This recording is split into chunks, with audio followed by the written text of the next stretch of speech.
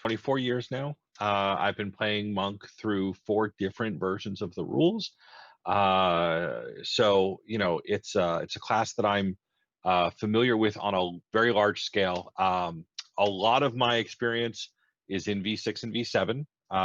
Since V8 has come out, I have 2 kids. I've got a very different job, so I don't get out as much as I want to. But I am very committed to the class in V8. I did a lot of the play testing for V8 when V8 was in playtest mode. So I spent a lot of that time as Monk, and very familiar with the interactions there. But just wanted to kind of give you guys an idea of who I am and why I'm here.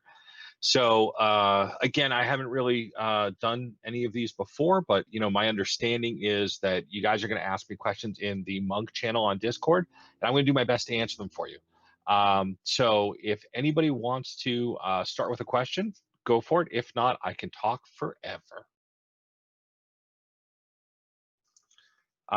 So Glit has a question. So this question specifically is, what are the strengths of monks in large-scale battle games as well as Phoenix League, which I assume is what's meant by PL. So I'm going to speak to large-scale battle games. I've only read Phoenix League, but I can definitely speak to theory there because I think a lot of it rolls over. So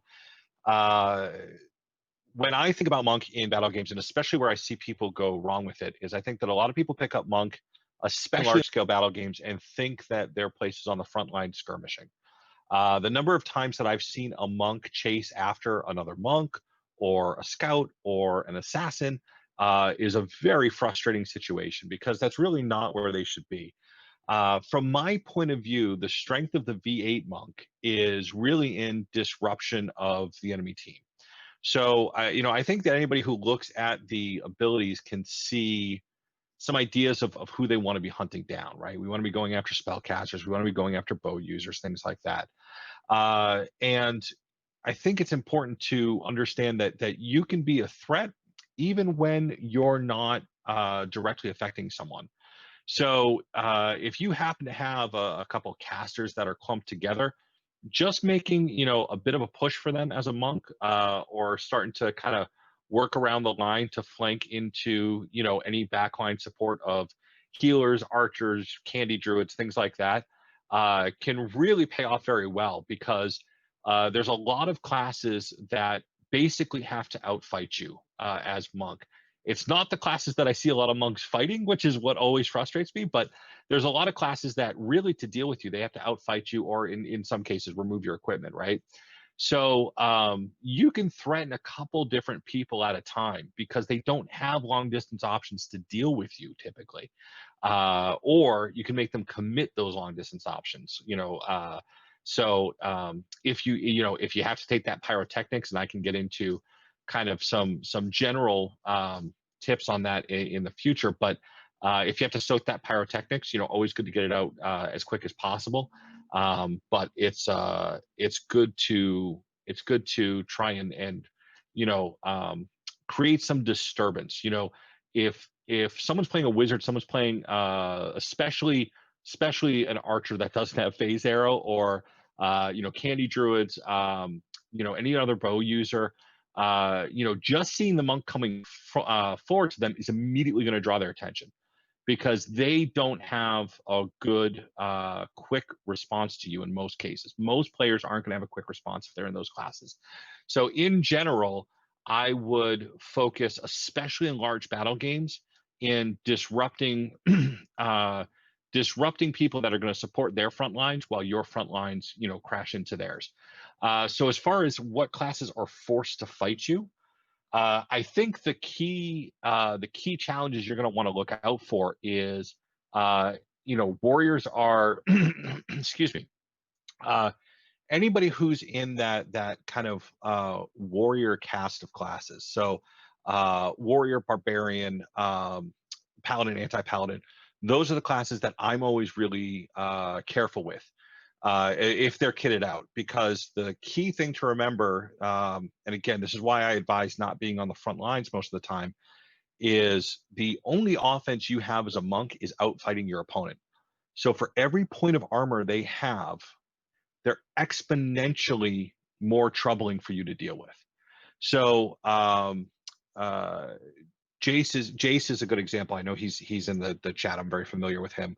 Jace is a better fighter than I am until I put on 1 point of armor. Then we're about equal. And then if I put on 2 points of armor, I might have the advantage, right? So if Jace is playing monk and he tries to engage with me and I'm playing warrior and I've got 2, 3, 4 points of armor, that's not going to end well for him. He should be focusing on, even if I'm playing assassin or scout with 2, 3 points of armor, he should be focusing on where he can disrupt people, right? So as far as the class is forced to fight you, um, it's tough. I don't think that monk forces engagement. So that's something that I think should be noted. I don't think that you as a monk have the ability to really, in a large scale battle game, force someone to come after you. What you want to do is divert resources. So again, by threatening the classes that you're well designed to go after, casters, bow users, anybody who's not wearing armor that you know you can outfight, fine. By threatening those classes, what you're going to do is one of two things, and hopefully both. You're going to disrupt the enemy team's plans, and you're probably going to force one of those classes we just talked about to deal with you. Now, this is not specific to Monk, but there was a battle game at Fury a couple years ago where Walsh from what is now the Nine Blades was playing Assassin, and he couldn't do anything to our team as long as I was playing Paladin at the time. As long as I was, focused on him, but also I had to be focused on him to make sure he wasn't disrupting my team. You can play Monk very similar to that, right? You can threaten, archers and casters and force some of these other classes like barbarian, warrior, anti-paladin, paladin to put some attention into you if they want to protect those backline people. In particular, candy druids, if they're only giving stuff out, that's fine. I wouldn't go after anybody who's Avatar of Nature because you run into the same kind of force amplification that you get with armored fighters. So as far as Phoenix League goes, I think that there's a much different meta when it comes to Phoenix League. I think Monk can be very good at moving the ball because it forces engagement to stop them. I think that they can be still very good at shutting down the team. I think there's a lot of team compositions that, again, you can threaten one or two. If you can threaten one or two players on a Phoenix League team versus one or two people in a 20-man game, you focus a lot more attention on yourself, and that might be the opening that your team needs to succeed. My personal philosophy on Monk in V8 is to play as disruptor. So it's very common, and the people who have played against me in Monk probably familiar with my great pole arm that I broke when I was in Karabanog, unfortunately. But even when I engage in direct melee combat against somebody, I have a big old pole arm that is great. And the reason that I use the pole arm, in addition to enjoying fighting pole arm, is that it allows me to then be disruptive to melee fighters. So I don't want to get into an engagement with, say, a paladin, but I can tell you, from playing paladin, you know what I hate more than anything? Someone destroying my goddamn shield. So, even if you get stuck into these engagements, hopefully with other people, you can be disruptive from a second line, right? You can destroy a shield. And I mean, everybody here who has fought somebody sword and board, if they lose their shield, that's an advantage for the person that's coming after them. Of course, we can also speak to resurrect, right? I think that monks in general that I see in my area tend to undervalue the fact that they have resurrect, and that can be a real game changer as well. So I really focus on, from my point of view, being disruptive. What I want to do is I want to be a real pain in the ass to the other team. In fact, just as like a personal little story, when I got at the time Masterhood in Monk, one of the reasons I got Masterhood in Monk is because a wizard that I fielded with on a regular basis went to the Kingdom Monarch and advocated for me getting Master Monk because he, quote, literally had nightmares about me playing Monk. Because what I would do is just really focus on disruption. I would try and throw people off of their game. I wouldn't, as Monk, I usually don't come into a situation trying to make people play my game. I come into a situation where I force people out of their game. So hopefully that was hopefully that was some good information there. So if anybody else has a question, feel free to throw it out, or if you need more clarity there.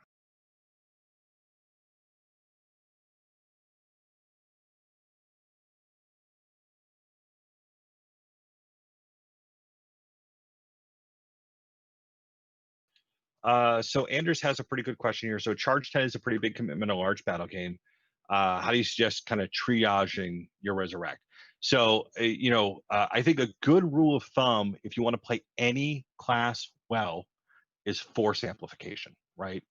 Resurrecting a healer is a much more valuable move than resurrecting an assassin in most cases, right?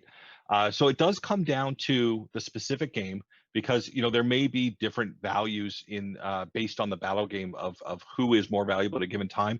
But the key thing you want to be thinking about with Resurrect, and this is something I spent a lot of time with previous versions of Monk where they had to sacrifice a life to resurrect someone. The key thing is you want to focus on force amplification. In the same respect, one of the people that I used to field with quite a bit, which some of you may know, some of you may not, is Sir Sanchez, who is a very solid sword knight from the Northeast. It was very common for me to resurrect him because, again, resurrecting Sir Sanchez would have a stronger effect on the battle game than resurrecting a lot of other people. So the key thing you want to be looking at is force amplification. Usually what I do as monk, it depends on kind of the size of the battle game, but I try to pick a healer or another key member of the team that I kind of buddy up with. And what I'll do is what I call rubber band off of them. So I'll kind of make some aggressive moves, then kind of snap back to them. Make some aggressive moves, snap back to them. So if I'm buddied up with a healer, particularly a sword and board, I love sword and board healers. Um, if I'm buddied up with a sword and board healer, I'll have my pole arm. I'll be going after armor, going after shields of anybody who's coming in against the melee. And if somebody tries to snipe them from afar, if it's an arrow or a magic ball, I'll try to get in the way.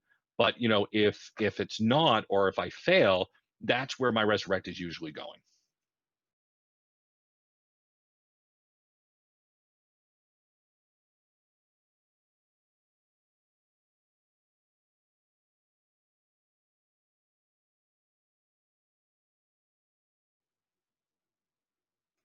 Anybody else with a burning question?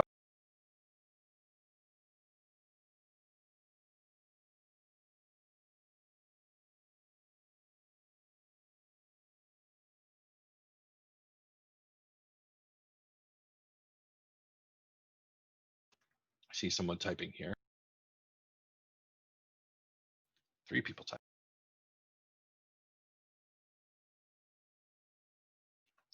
So most efficient enchantments to give a monk, from my point of view, anything that's going to give them armor. Anything that gives a monk armor is, again, a force amplification tool, right? Because once you give a monk armor, now you're telling people you have to engage me in melee, and the normal drawback of my class no longer applies, right? Monks have no armor, they have no shields. So if you can put some defensive enchantments on a monk that are focused against melee players, because of course that's really where the weakness of monk is. I think that's incredibly powerful. Monk is of the classes that I play, Monk is my favorite class to get any kind of armor enchantment on. Not just because I suck at fighting and it's helpful to me, but again, it's something that is again a force amplifier, right? You start throwing people off their game. Hey, I'm going to chase down your wizards, and if you send a scout after me, it's even odds, buddy, because I've got 2 points of armor too, right? So that can be a real good challenge. How would you suggest practicing missile and spell ball blocking? Do it is the best advice I can give you. I think one of the best things you can do is partner with someone who is also interested in, and Sefton, I guess, formerly Soren, is jumping ahead of me here, but partner with somebody who is also trying to improve, right? The best thing you can do for practicing missile block is find an archer who doesn't want you to, who's sick of getting missile blocked, right? Find an archer who is trying to shoot through your missile block, and you're both going to develop each other's skill, right? That archer is going to, learn to kind of like feint draw, and you're going to get better at predicting, release time, projection, and timing as far as the missile block goes. Same thing for spell block. A spell ball, right? Is there's a big push within the Northeast behind the Paragon system. So there's always people who are pushing for Paragon. There's a lot of classes that can use bows. There's a lot of classes that can use magic balls, and there's a class that can use both. Go find yourself someone who really wants to be a big shot druid someday, and get them to fire arrows at you. Get them to fire magic or throw magic balls at you.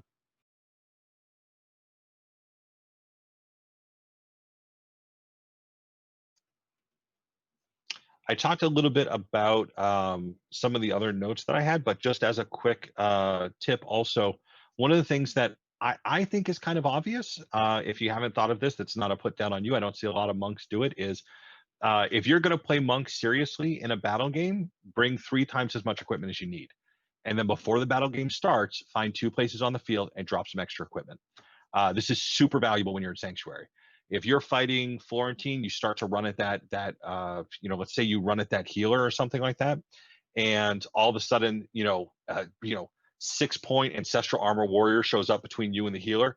You can drop your sticks, go into Sanctuary, move over to another part of the field, come out of Sanctuary, pick up a second set of sticks, get back to doing what you're best at, right? So it's something that I don't see a lot of monks doing, but over gear and spread your gear out before the battle starts. It's super, super valuable.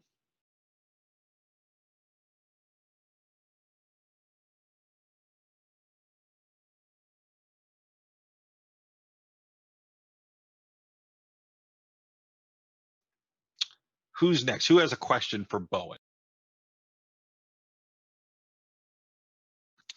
So I'm new to Monk and want a solid kit from the get-go. What do you suggest for a starter kit? How important is Heavy Throne going to be?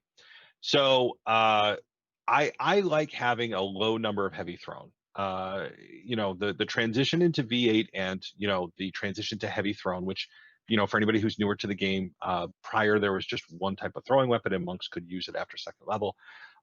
It changed a little bit of my outlook on throwing weapons. Heavy Throne are kind of unwieldy, so you don't want to carry like 40 of them unless you have a really good system for doing it. I like to carry 1 or 2 because when we talk about that harassment, one of the things that you may start to see, especially if people kind of hang out together, is okay, you try and harass the enemy archer and enemy wizard, and then they both pull out sticks and square off against you, right? One Heavy Throne can really help out with that situation. So I think carrying 1 to 2 Heavy Throne is a really good idea. From my point of view, you should have something in both hands if you're playing Monk. I personally prefer polearm because we spoke about I really like to be a harasser, and polearm allows me to harass people in melee range. The other thing is when it comes to Monk, outranging your opponent is the only defensive tech you have. So I like to keep my opponents at range with a polearm when I play Monk. I do not like going in and grinding against them. But if you are a better Florentine fighter than you are a pole fighter, or if you prefer Florentine just in general, by all means do it.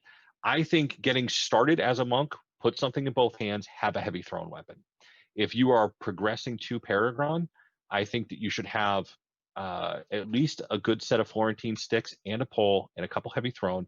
And I would recommend having some backup weapons like I talked about earlier, so that as you use Sanctuary around the field, you continue to be a threat. Because if you don't do that, then either you're going to be neutered or you're going back to your base. And neither of those is going to threaten the other team.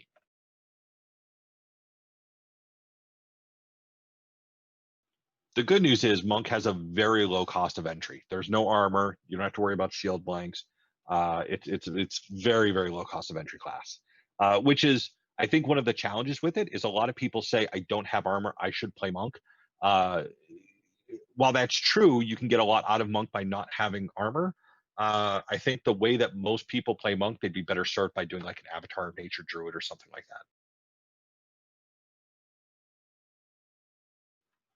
that. So I've used both a short speed pole and a great pole. I prefer the great pole. I find that it's much more punishing. Also, for those who don't know me, I'm 6'2" and 280. And polearm is still one of those places that you don't want to, you know, if you're rushing me and you see me with a large pole, you might just take a second and you know, be a little unsure of yourself, and that always plays into what I'm trying to do, right? But I like a great pole specifically because I'm looking to, like I said, I'm looking to disrupt you. I'm looking to take off as much armor as I can per swing because I don't have any. I'm looking to destroy your shield as fast as I possibly can. So I've had speed pull. Sorry, heavy padding. Yes, Hey, at least I didn't call it a red weapon. Okay.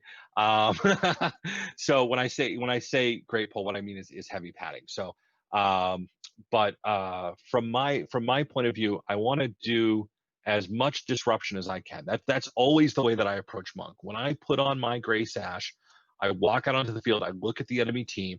And I think about that kid who said I gave him nightmares, and I say, how am I going to give these people nightmares? And I want that paladin to never have a shield. I want that barbarian to never have armor. I want my healer to not worry about if they die because I got their back with the resurrect, right? Uh, so hopefully that answers your question. I've never really done like double edged. I mean, you may like that for a from a flurb standpoint. There's a lot of role play potential with like a monk with a staff and being like super badass. But from a strictly effectiveness, which is not the most important thing, don't get me wrong, but from a strictly effectiveness standpoint, there's nothing you can do with like a double-ended pole arm, you know, essentially a staff, that a normal pole arm doesn't do better. So if you're concerned with being the most effective you can be on the field, I would stay away from staff, just like I would stay away from like a 55-inch longsword. It's just not an effective weapon. But if you enjoy using it because it's fun, that's the most important thing, and that should never ever figure into whether or not you deserve Paragon. I am a huge proponent that fighting skill has nothing to do with Paragon, even in Monk, even in Warrior. So you should do what's fun. You should come and you should improve the game with your attitude. You should improve the game with your garb and your betrayal and everything like that. Who gives a rat's ass if you can fight yourself, you fight your way out of a wet bag? I can't. But I think it's really important that if you are focused on being effective, I think there are some weapon styles that you want to avoid. Next question was, how does it compare to Avatar of Nature Druid? So the reason that I brought that up, I think that Avatar of Nature Druid is a more aggressive no armor class, whereas Monk is a more defensive no armor class. So sorry, my kids are going crazy in the background.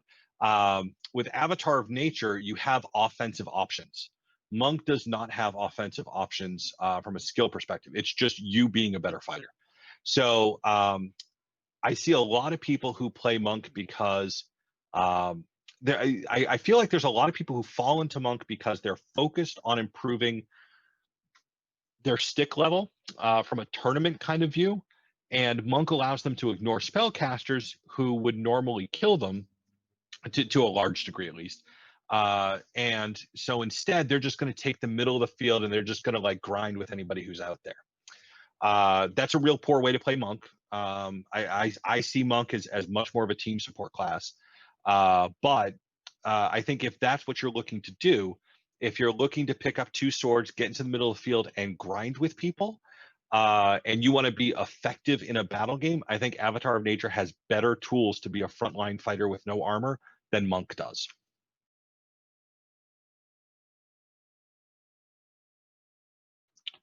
I don't think that it's an easy class. I think that's a misnomer, and I think it's a really big thing we should move away from.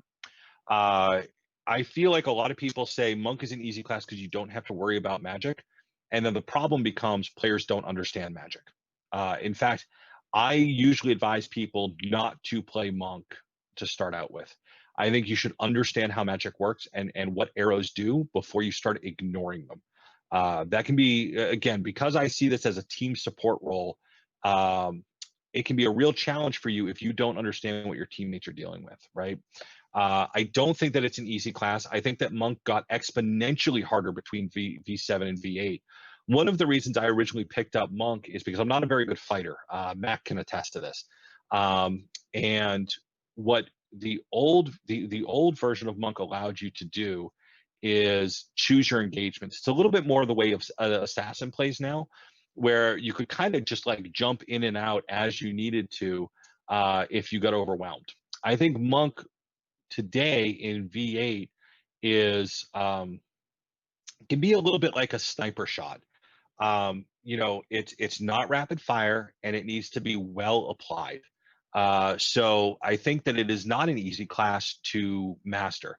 I think a lot of people believe it's easy to learn because you don't have to worry about magic, but for your own development as a player, I think that's a really bad crutch to start the game with. Do not start the game as Monk ignoring magic because it will bite you in the ass in your career in Amtgard. Best class to team with. It depends a little bit. So I like it depends on what I'm trying to do. If I'm trying to play more aggressively and throw their casters off their game, I like to have somebody with a bow a little bit behind me, so that if any of their skirmisher classes get a little cheeky with me, they can even up the odds before they reach me. It also can be a bit challenging if, let's say I'm at a 50-foot range on, a bard for all intents and purposes, right? And then 50 feet behind me, there's an archer, and that archer is just shooting arrows at this bard while the bard's trying to figure out what to do while I'm advancing on them, right? It creates that real good synergy. The other thing, I mean, of course, Candy Druid works for everybody except for Barbarian, but uh, I've already talked about force amplification. Just a little bit of armor goes so far for Monk, because that is the true weakness of Monk, right? Is that you're not intended to survive drawn out melee combat. And again, if you run into someone who's a better fighter than you, even if they don't have armor, you don't have anything to defend yourself with. You can sanctuary and get away, and that's it. So I think anything that gives you more defenses in melee or can support your offense against your targets is very valuable to team up with. Very often, because of the way I play Monk, and I'm not saying it's the only way to play Monk, but I think Monk fits very well into this role. Very often, the way that I play Monk, I tend to partner with a healer, not for my benefit, but for theirs. So like I said, I can get in front of arrows, I can get in front of spell balls. If they die, I can resurrect them. If casters are coming after them, I can threaten them. And usually the healer is going to be midfield, which is where I want to be. So I can be throwing my pole over the line if I need to destroy shields and really do some damage to armor. So my thoughts on Sanctuary in general. I think it's a good tool that is that I think it's one of the metrics that I look at when I recommend someone for Master Monk is how you use Sanctuary, how you use Resurrect. So when we talk about kind of the value of the Monk Resurrect, right? Uh, if you go into Sanctuary and they don't have a way to pull you out of that, and your healer's dead at your feet, again, you're getting into a situation where you're forcing them to commit more resources than you are. That's ultimately my goal as Monk. I want people to commit more resources to me than I commit to them. So I really like using Sanctuary that way. And the other thing that I like to use Sanctuary for, and I talked about this a little bit before, is if you can seed the field with extra equipment for you, extra weapons, it gives you some pretty valuable threat.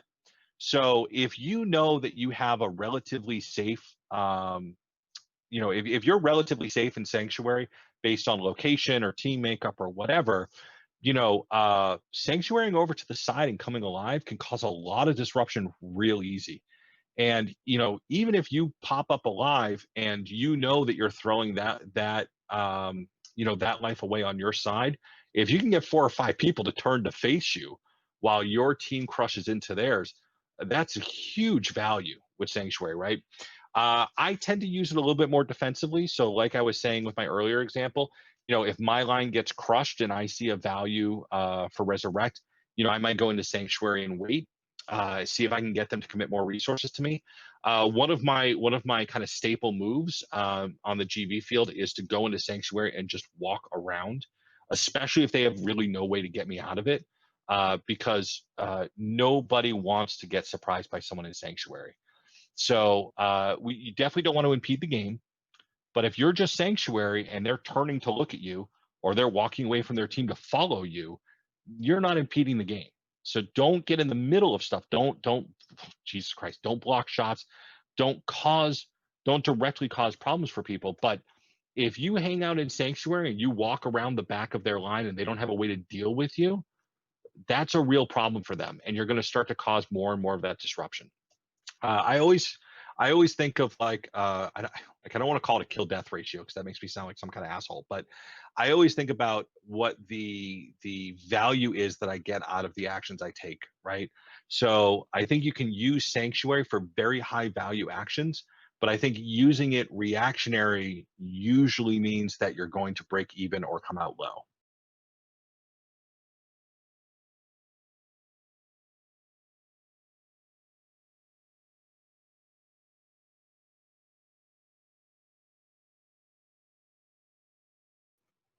What about blocking shots and whatnot when no one is behind you? I'm not sure what you mean by blocking shots when no one is behind you. Who is doing the shot? Oh, like they shoot an arrow at you. Um, if no one is behind you, then you're not impeding play. If their intent is to hit you with an arrow, then you're not impeding play by blocking that shot. I mean, the key thing with V8, right, is don't be a douchebag. So if you think you're impeding play, doing what you're doing, stop immediately, get out of the situation, right? And in fact, if there's a reeve, hey, I think this is going a little too far. I'm going to step to the side, right?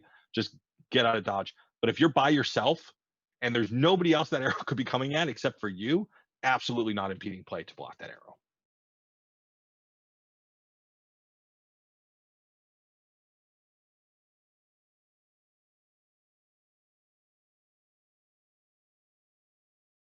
I think Sanctuary can be a bit of a yeah, anytime, yeah. I think Sanctuary can be a bit of a difficult needle to thread because like I said, I use it to disrupt people, but I don't use it in a way that actively impedes play to disrupt people. So I will Sanctuary off to the side, 20 feet away from them, and there's okay, what the hell is Bowen doing? Why is he in Sanctuary? Why is he over there? That's not me impeding play. That's them keeping track of me, right? You don't want to go into Sanctuary and then walk in the middle of the line. That's impeding play. That's a problem. You don't want to walk directly up to somebody and start whispering in their ear, "I'm going to come out of Sanctuary and I'm going to stab you in the back." That to me is impeding play. But if you're in Sanctuary, 20 feet off of somebody, from my point of view, it's very hard to argue that you're impeding play if you're off by yourself. If they want to keep track of you, that's their choice to do.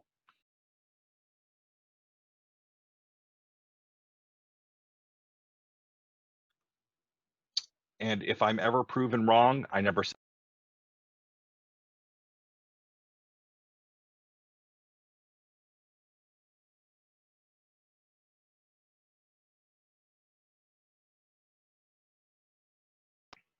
Looks like Sefton is typing, so we'll wait here.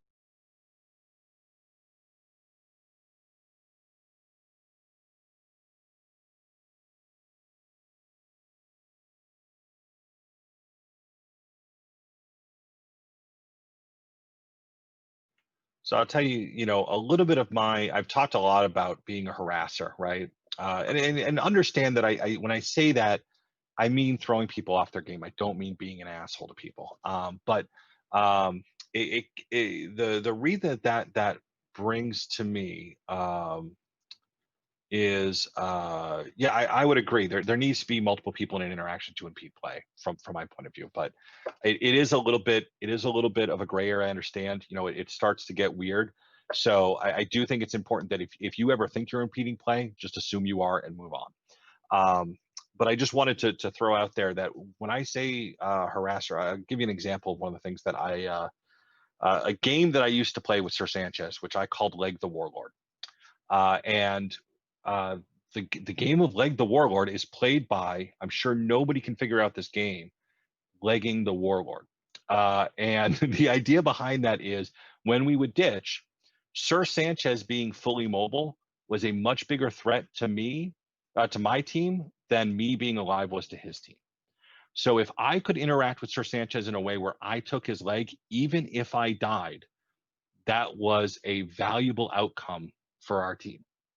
Giving my life up to keep Nick on the ground was a valuable trade. And that's the kind of thought process that you want to have with monk and casters and archers and things like that, and sanctuary and coming in from the sides. It doesn't necessarily need to be self-deprecating, but don't feel like, especially in V8, don't feel like your success is defined by living. Your success is defined by the team succeeding. And when you're the disruptor, sometimes you do have to come out of sanctuary on the side of the line, pick up your two swords and charge in, because a couple people are going to turn, and that might be enough to give your team enough wiggle room to crush their line, right? That's a good death. That's a great way to die. You don't need to be afraid to engage as a monk, but you should always, with any class, be thinking about the value trade, right? What are you giving up versus what are you gaining? 1 life for 8 is a really good trade. Doesn't matter if you're the one killing the 8. You gave up your life, and as a result, we got 8 kills. You're the man, or the woman, or the non-binary, whatever you identify as.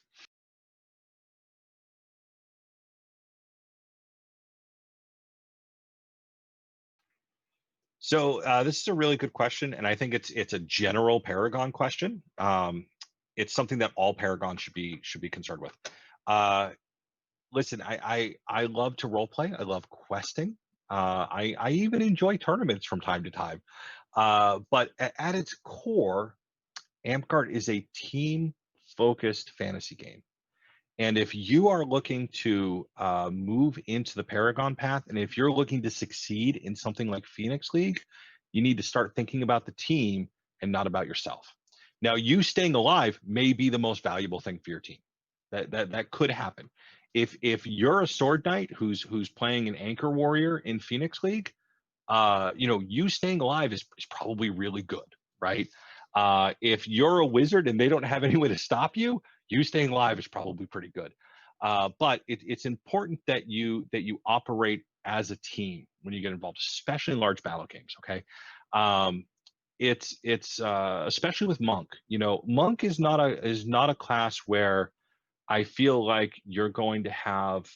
I don't feel like monk is necessarily a class that provides heroic moments so much as enables them, right?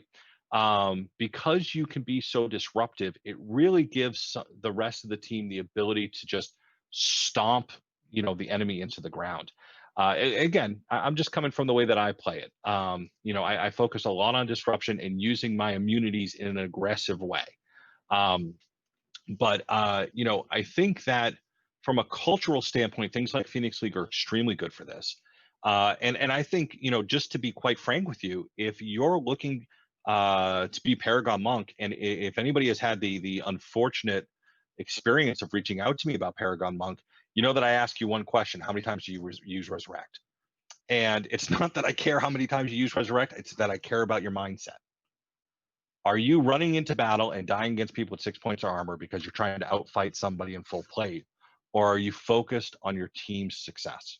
So I can't stress it enough. When it comes to V8 overall, if you want to be a Paragon, if you want your Phoenix League team to succeed, you need to be thinking larger scale than what did I do? What was a direct effect of just me? Who did I kill and who did I get killed by? I killed 2 people and I died. I'm 2-1 death ratio. I'm great, right? You can't think like that. You really have to think about, these are the resources I have. How can I best apply them to give my team the victory? So again, you going sanctuary, dropping out of sanctuary, picking up your pre-placed swords, running into the sideline there, you're not going to live. It's not going to happen. Don't have any, relatively, it's not going to happen. Don't have any misconceptions about that. But if you can do that to enable your team to win, guess what? You're part of your team. You just won. So I think in general, if you are focused on being a Paragon, if you're focused on developing your class play in V8, dear God, you should be focused on your team. Any other questions? Anything I haven't that I haven't gone over well enough, or anything? Sir Anders asked, why don't T-Rexes use heavy throne? That's because they're extinct, John. My favorite soup, it was at the old office for my work. They had like a chicken bacon chowder, and it was awesome, like chicken corn chowder with bacon. It was amazing. But the group formerly known as Boreal Dale, I'm not really sure what they're doing up there. They always had good chowder as well. So offensive options that Avatar of Nature Druid has that Monk lacks. So right off the bat, armor. You know, you can grind um, with Avatar of Nature Druid. Off the top of my head, bows. Right, monks have. I mean, okay, we have heavy thrown, but when it comes to ranged weapons, you know, heavy thrown is kind of the odd one out, right? Bows have a very solid place in the game, um, and you know, light thrown are incredibly effective. Heavy thrown can be good. Don't get me wrong, but if you put those three in front of me and said, you know, Dave, you can go out into the field and you can take one range type with you. You can take bows, you can take heavy thrown, or you can take light thrown. Heavy thrown would be the last option I would choose. Not a bad option, but it would be the last one. So I think that Avatar of Nature Druid, and I'm not trying to steer anybody towards Avatar of Nature Druid. I think I just got disconnected. Can you guys hear me still? Okay. Oh, it was my wife driving with my phone. So bow versus light thrown, they're different applications. There's not a winner there. You don't want a bow in short range combat typically, and you don't want light thrown at long range. But to get back to the question of Avatar of Nature, for me, the offensive options aren't necessarily about like, you know, call lightning or something. It's about it's if you want to play on an offensive melee grinder without armor, I think Avatar of Nature is the best class to do that with. Healer is probably a close second. You know, swift mending a medium shield is kind of a dick move. So, you know, that's probably a close second to me. But I think those two classes are better for um, self-sustained grinding against the line. Whereas I feel like Monk works a lot better. Like I said, I always think of myself as a rubber band, right? Like I'm going to stretch out, I'm going to snap back. I'm going to stretch out, I'm going to snap back. I'm going to stretch out, I'm going to snap back. Short version is Avatar of Nature Druid is easier to remove at range. Monk is easier to remove in melee. So the thought process behind the rubber band is just not overcommitting because again, I don't feel like monks have the tools to get into a long engagement. It depends a little bit on the size of the battle game. If I'm playing 5 on 5, then I'm not rubber banding. But if I'm 10 on 10, 15 on 15, 20 on 20, I'm rubber banding. So what I'm trying to do with that rubber band, right, is and keep in mind, you know, I'm moving with the team when I say this, right? But I think again, one of the real challenges you have to break yourself from as monk is worthless engagement. You know, there's no value in yeah, exactly, poke and run. It's great example, right? And honestly, you know, just kind of taking a couple steps towards some casters or some archers can pay off dividends, right? It's like I've been saying the whole time, it's about the resources you expend versus the resources you make them expend. So if they think you're coming in and you don't, and you're still there, and you're still a threat, and they still have to pay attention to you, that's more resources you can get them to expend over the fight. You know, so I think it's important when you play monk to, you know, again, I don't want to turn it into a math problem, right? But you want to make sure that when you commit, it's a valuable commitment. And I think because monk is not a frontline fighter, and in some ways, I don't even really feel like monk is a skirmisher. I think that kind of like stutter step and then back kind of like fake commitment can really pay off for you. It also keeps me close to, like I said, I tend to attach myself to a healer, so it keeps me close to my healer in case they need any assistance. You know, people coming in for the healer, most of the people are going to come after a healer. In my estimation, if they're coming after a healer directly, Monk can be usually a pretty good stopgap against them. If the line breaks and you get the frontline fighters after the healer, there's not a lot you can do there. But if an assassin's trying to come out of insubstantial to get the healer, just being around could be very valuable. If archers or enemy casters are targeting the healer, just being around could be very useful. I'm going to try not to swear when I answer your question, so I will say anybody who feels like you need to look like a stereotypical representation of your class can go frick themselves.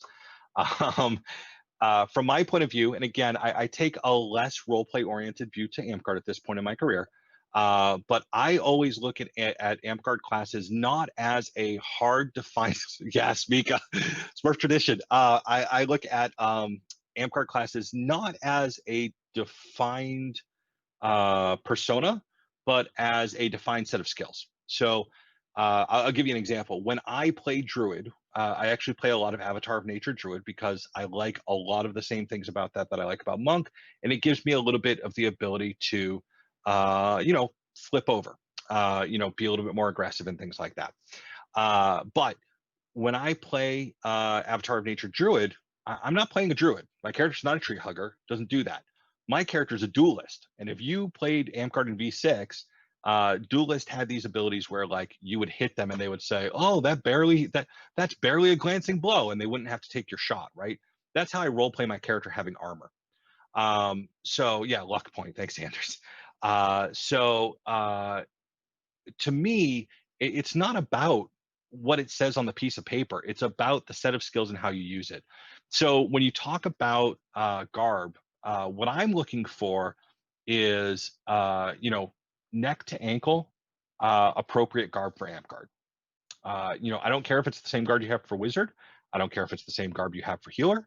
But I absolutely will not give you garb. I will not support your Paragon if you're out there in jeans every week. You know what I mean?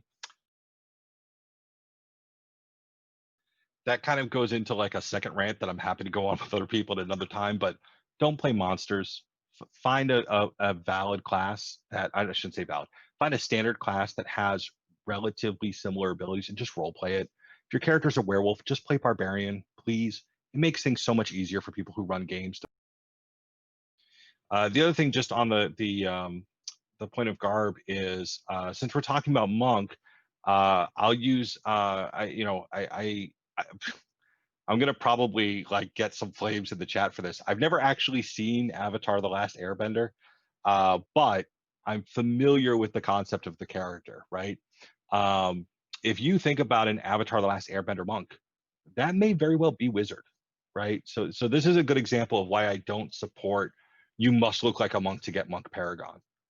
Well, no, you don't. Your character could be a monk who's throwing fireballs and bending water and all that kind of stuff. Q&A session over.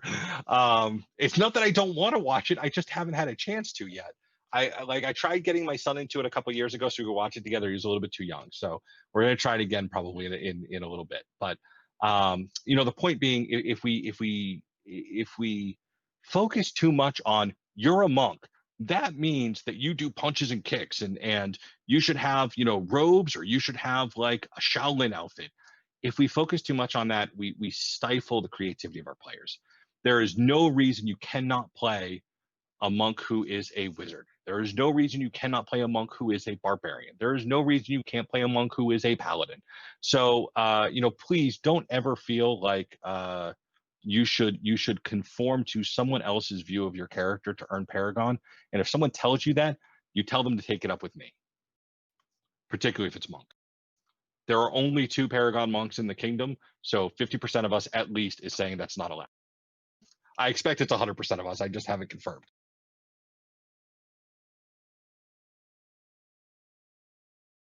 Yeah, hashtag mandatory martial arts. If that's what your character is, though, by all means. I don't want to cut down on anybody who is playing, a master of kung fu kind of monk. By all means, that's make of it what you want. It doesn't matter what you call yourself. It just matters that you adhere to a standard class in the battle game. And to me, Paragon isn't about what you look like, and it's not about how well you fight. It's about how well you use the abilities of the ability set that you chose for that battle game. As a side note, that's also why I think Paladin and anti-Paladin should be open to everybody, but that's a much longer conversation. It looks like Anders is typing something, so just waiting on that. Well, I think I already spoiled that. My best playing monk story is that I gave someone nightmares. Um, but I think probably my favorite playing monk story is um, this is a long time ago. But we were in Canada. I was up there with Sir Sanchez, who of course is a good friend of mine, and he was playing paladin in 4 points of armor, and he had he had an enchanted weapon, so it was wounds kill, right? And so Sir Sanchez is a sword knight with a wounds kill weapon. And we're kind of fighting back to back. I got my pole arm, he's fighting sword and board, blah blah blah blah. They finally take him down, right? Monk used to be that you could just touch someone and said, I give you life for my own, and they were resurrected. So they probably committed like 20 people to taking Nick down. He had 4 points armor, sword knight with a wounds kill weapon. They finally get him down, and I just go, give you life for my own. And he just gets back up and runs their whole team. I really that was one of my favorite times playing Monk. And again, it talks about that force amplification stuff. Anytime I get to run down a spellcaster is enjoyable to me. I particularly like when I come out of nowhere and they get a little flustered and start casting spells and realize they're not going to work. That's fun for me. I want it to be fun for them too. I usually take them aside afterwards and let them know, like, hey, you could have done this, could have done this. If they don't stop me in some way, maybe this would have been a better option. Things like that, because I don't want them to not have fun. But man, popping out on some spellcaster who just like immediately pisses themselves and starts rambling off spells by kind of as their default action, then realizing it's not going to work, and that look of fear that comes over their eyes. I mean, it's better than drugs, people. Do you hug tight to a sword and border while rubber banding? Of course.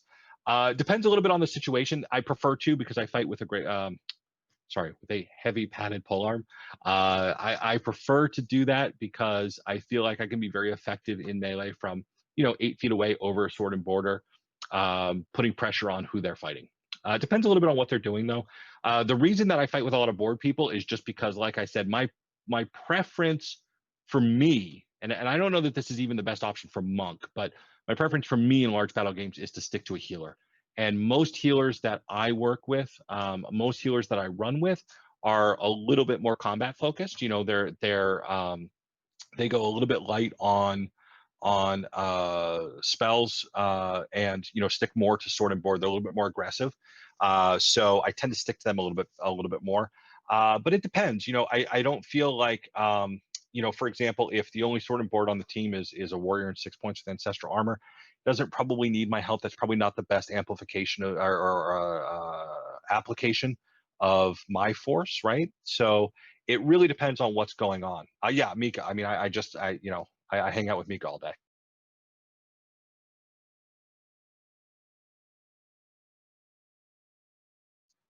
Hopefully that makes sense. I mean, it's really about finding the right group to rubber band off. And of course, it's not always a one-to-one thing. It may be that in a group of 20 on 20, that 4 people are kind of sticking ish together, and I'll kind of stickish with them. So I may be rubber banding off that healer one moment, but then myself and an archer are kind of curving up to get some pressure put on. Andrews is typing. It better not be anything about my system. I will tell you the coolest thing that a monk has done to me. Um, I was playing monk. There was a monk on the other team, and he threw at the time it was just a normal thrown weapon. It was back in V7, but he threw it quite high, and I was very sure that it would go over my head. And it was a light little thing. I got caught by the wind and basically stopped and dead fell into the top of my shoulder. So that was a solid thing. Yeah, airbending at its finest. So what's the monk 3-step rinse and repeat guide to getting into the class, and what's the big don't do it thing? So I think the 3-step rinse and repeat for me is threat and threat and threat. Because you don't have any defensive stick yourself, aside from Sanctuary, which takes you out of combat. I think it's Monk is, to me, the Amtgard representation of the flinch game, right? You want to make the team flinch a couple times, make them a little unsure about what you're going to do. So to me, threaten is definitely the option, right? Harass. I think that no, that is three things. Don't message me off the chat. That's three things. I will give two more just because I owe it to Josh. The big don't do it thing. Don't grind. Don't grind. Now, I mean, there's always exceptions, right? There's always exceptions. If you need to keep a warrior off that healer for a couple seconds so that they can resurrect someone, grind. Do what you got to do, right? Leg the warlord. But I think the biggest flaw that I see new monks do is they take the class because they don't have to worry about magic, and they use it only defensively. They say, well, if I don't have to worry about magic, all I have to do is outfight the guy in front of me. But they should be using it offensively. If I don't have to worry about magic, I can put a lot of pressure on the magic users. If I can block arrows, I can put a lot of pressure on the archers, right? I think that using using what looks like defensive bonuses offensively, I think is a really strong indicator to me of someone who understands the class. I think also making sure that you resurrect and things like that. So I think to be a little bit straight, so 3-step rinse and repeat. I don't know that there's a rinse and repeat. I would avoid rinse and repeat if you're looking at a Paragon. But I think the three things you want to keep in mind are, for any class, you should always be thinking about, what am I expending versus what am I gaining, right? For Monk in particular, again, threaten or harass. Do that as much as you can. Really put the fear of God into them, that you're going to chase down their wizard at any given time, right? That you're going to chase down their archer at any given time. Really make that team worry. Because I can tell you, the first thing that a caster who's not prepared for a monk is going to do is tell people, hey, watch out for Bowen. And then all of a sudden there's 3 sets of eyes on you. And if there's 3 sets of eyes on you, they're not on somebody else, right? And I think the third thing is to approach Monk from a support mindset. Again, Monk is not a class where you are going to get into the middle of combat and you are going to win fights because of the class. Now, if you're a great fighter, you can do that with any class. If you're a great fighter, you can walk on the field as a peasant, and you can grind and you can come out with victories, right? But you should be playing Monk because you see the value in the skills that they bring to the team. And again, from me, what those skills really mean are safe pokes, right? I really want to throw people off their game. I want them to hesitate. I want them to have to change their plans, and I want to keep doing it. And I want to poke at different places, right? I don't want to just harass the same wizard over and over and over again, because then it's going to be like when you pretend to throw the tennis ball and the dog goes to get it. By the third time, you pretend the dog's not running, right?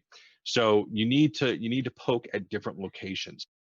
Consider the value of your actions. Make sure that you are harassing and poking, and approach the class from a team-based mindset, not a solo-based mindset. Any other question you guys have on Monk, or want me to expand on anything I've talked about already, or any questions about Paragon in general?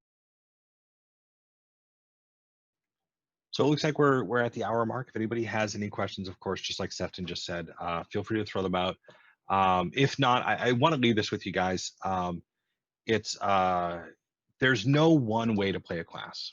For me, Monk has a very has a skill set that supports a very strong style of play.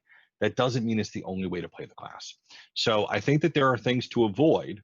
Like I said, avoid trying to get into the middle of combat with no armor. That's not going to end well for you in a class game.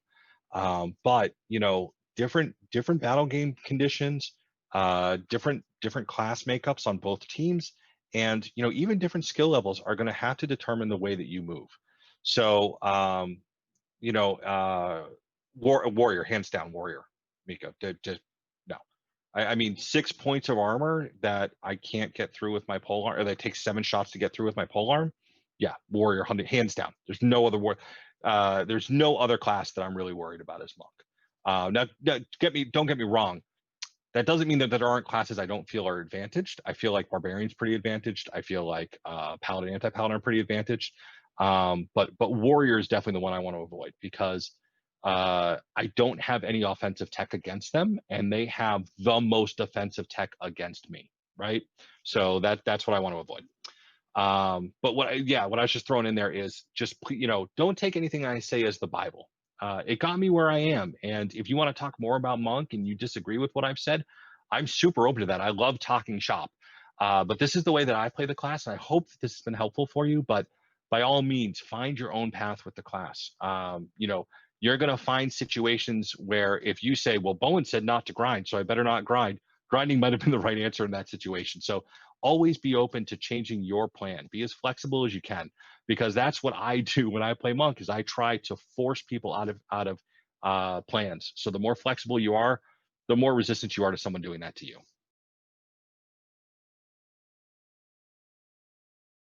I just wanted So to jump in real quick and thank you very much for doing the talk for us, and thank you to everyone who came. yeah, absolutely. Thanks so much to I did not expect this level of turnout. I really appreciate it, guys. This is one of the bigger ones, I would say. Well, I mean, I'm here, right? No, so, but I did have like an 11-hour day at work, so I think I am going to bow out at this point. But if you have any questions, by all means, if we're not friends on Facebook, send me a Facebook friend invitation. I'm always happy to talk shop, whatever I can do to help you out. Be a better monk, be a better paragon, chase that silver trim. Let me know. I'm happy to help you out. Thanks, everybody.